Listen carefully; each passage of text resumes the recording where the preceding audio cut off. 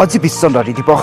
গুৱাহাটীৰ দিছপুৰস্থিত GNRC প্ৰেক্ষাগৃহত বিশ্ব নাৰী দিৱস উলহ মালহ উদযাপন কৰা হয়।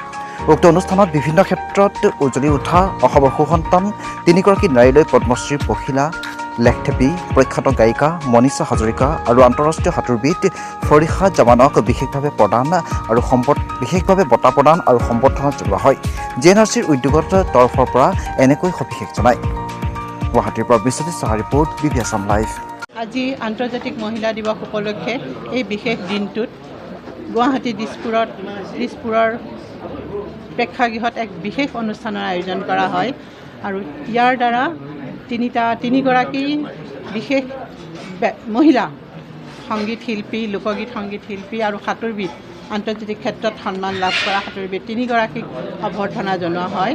আৰু ইয়াৰ দ্বাৰা এক বাণী সমাজলৈ আগবঢ়াই দিয়া হৈছে যে আমি কেৱল পঢ়া শুনাৰ ক্ষেত্ৰতেই নহয়, অন্যান্য ক্ষেত্ৰতো মহিলাসকল বহু দূৰ আগবাঢ়ি গৈছে আৰু এই অনুপ্ৰেৰণাৰ দ্বাৰা যাতে আন সকলো শিশু, কন্যাসকল, নাৰীসকল, ছাত্ৰীসকলো আগবাঢ়ি যাব পাৰে, এই বাণীকে আমাৰ সমাজৰ আগলৈ আগবঢ়াই দিয়া হৈছে GNRC হস্পিটেলৰ দ্বাৰা।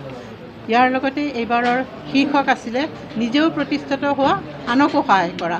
এয়া আমাৰ GNRC চিকিৎসালয়ৰো মূল নীতি, নিজেও প্ৰতিষ্ঠা হোৱা নিজৰ বিভিন্ন ক্ষেত্ৰত আৰু আনকো সহায়ৰ এখন হাত আগবঢ়োৱা। আশা কৰোঁ এই ক্ষেত্ৰত আমি সফল হৈছোঁ আৰু আমাৰ এই বাণী আনৰ সমাজলৈ আগবঢ়াই নিয়াত আশা কৰোঁ আপোনালোকে আমাক সহযোগিতা কৰিব। তেখেত পখিলা লেখথেপী, তেখেত কাৰ্বি লোকগীত শিল্পী। মনীষা হাজৰিকা আপোনালোকে জানে, আধুনিক শিল্পী, আধুনিক সংগীত শিল্পী। তেখেতে মনীষা হাজৰিকা এটা ডাঙৰ কাম কৰি থৈছে। জয়ন্ত হাজৰিকাৰ গীতসমূহ সংৰক্ষণৰ এটা স্বৰলিপি সংৰক্ষণৰ এটা ব্যৱস্থা নিজাববীয়াকৈ কৰি আছে। এইটো ডাঙৰ কথা। কাৰ্বি পদ্মশ্ৰী প্ৰাপ্ত কাৰ্বি লোকশিল্পী, তেখেতে গ্ৰাছৰুট লেভেলৰ পৰা কাম কৰি আহি ওপৰলৈ উঠি আহিছে।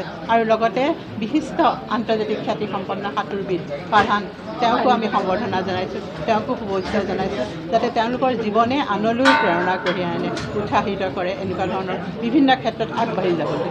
ঠিক আছে, ধন্যবাদ। হয়, আজিৰ ইনষ্টিটিউট অফ নাৰ্ছিং এডুকেশ্যন একেলগে দুখনে মিলি পেলাই আজি আন্তৰ্জাতিক নাৰী দিৱসটো উদযাপন কৰা হৈছে ইয়াতে GNRC হস্পিটেল দিছপুৰৰ অডিটৰিয়ামত।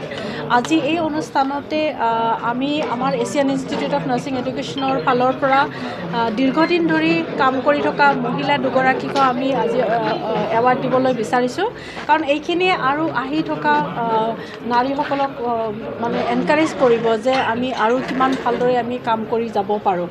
আৰু আজি এই বিশেষ দিনটোত আমি প্ৰতিগৰাকী নাৰীয়ে আমি আগবাঢ়ি আহিব লাগে, কাৰণ এই নাৰীখিনি আগবাঢ়ি অহাৰ লগতে আচলতে যদি নাৰীখিনিৰ যদি আপোনাৰ বিকশিত হয়, যে আল্টিমেটলি ছ'চাইটি গ্ৰ' কৰে।